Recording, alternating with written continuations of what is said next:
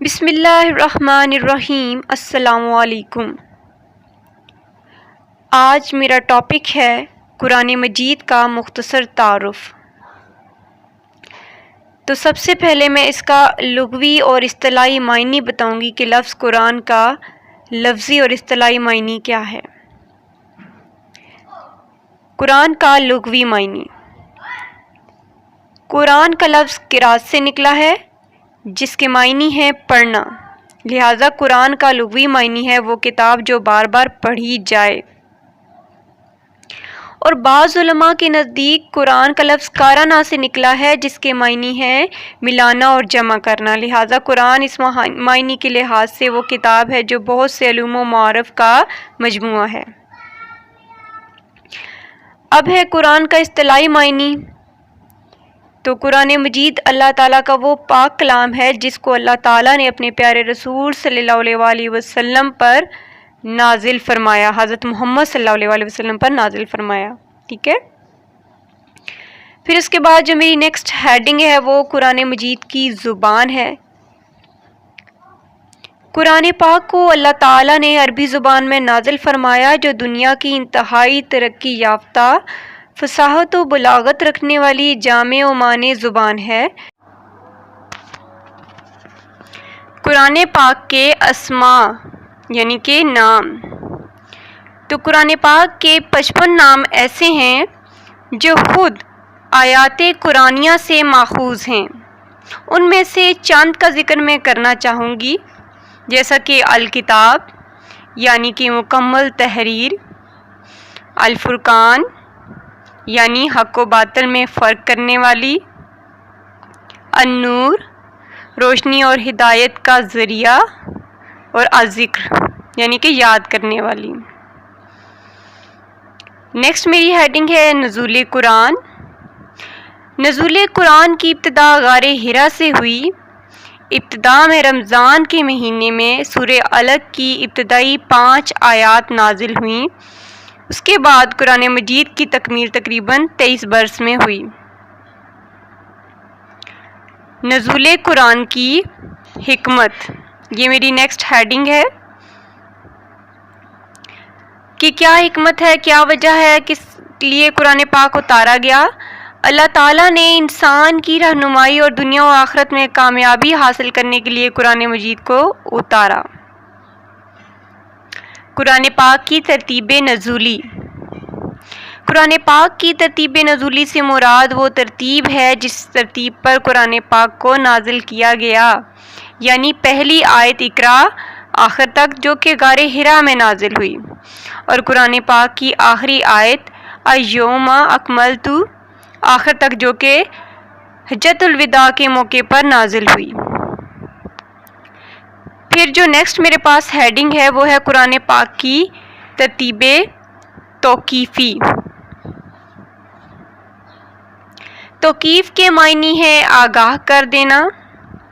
حضرت جبرائیل علیہ السلام بھی جب وحی لے کر آتے تو قرآن پاک میں اس کا مقام بھی بتا دیتے تھے کہ ان آیات کو قرآن پاک میں کس جگہ لکھا جائے، لہٰذا موجودہ جو قرآن پاک کی ترتیب ہے وہ ترتیب نزولی نہیں ہے۔ اگر ایسا ہوتا تو پہلی سورت اقرا سے پہلی آیات اقرا والی ہوتی، ٹھیک ہے۔ تو جو موجودہ ہے وہ ہے ترتیب توقیفی، جو ہماری ترتیب ہے قرآن پاک کی، ٹھیک ہے، اسی کے نیکسٹ میری ہیڈنگ ہے مکی دور میں نزول قرآن۔ اعلان نبوت سے لے کر ہجرت مدینہ کے عرصہ کو مکی دور کہا جاتا ہے، جو کہ تقریباً 12 سال 5 ماہ اور 13 دن بنتا ہے۔ اس عرصہ میں قرآن پاک کی 86 سورتیں نازل ہوئیں۔ پھر اس کے بعد ہے مدنی دور، نزول قرآن کا مدنی دور آپ صلی اللہ علیہ وسلم کا مدینہ منورہ میں تشریف لانے کے وقت سے لے کر آپ صلی اللہ علیہ وسلم کا اس دنیا سے پردہ فرمانے کے وقت تک کا جو دور ہے مدنی دور کہلاتا ہے، جو کہ تقریباً 9 سال 9 ماہ اور 9 دن بنتا ہے۔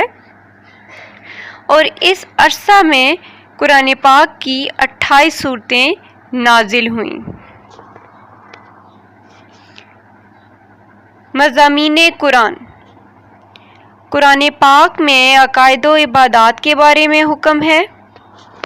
قانونی مساوات، عدل و انصاف، خاندانی اور معاشرتی ذمہ داریوں کا تذکرہ، اچھے اخلاق کی پیروی اور برے اخلاق سے اجتناب کا حکم، انبیاء کرام اور ان کی قوموں کے سبق آموز واقعات بیان کیے گئے ہیں، اور اس کے ساتھ ساتھ زندگی اور موت، دنیا اور آخر، قبر و حشر، جنت و جہنم کی تفصیل بھی بیان کی گئی ہے۔ ٹھیک ہے، یہ سارے مضامین قرآن ہیں۔ مین میں نے آپ کو بتایا، اس کے علاوہ بھی بہت سارے ہیں، لیکن جو خاص ہیں ان کے بارے میں نے آپ کو بتا دیا۔ اس کے بعد میری نیکسٹ ہیڈنگ ہے مصدق و مہیمن کہنے کی وجہ۔ قرآن پاک کو مصدق و مہیمن کہا گیا ہے پچھلی کتابوں کے لیے۔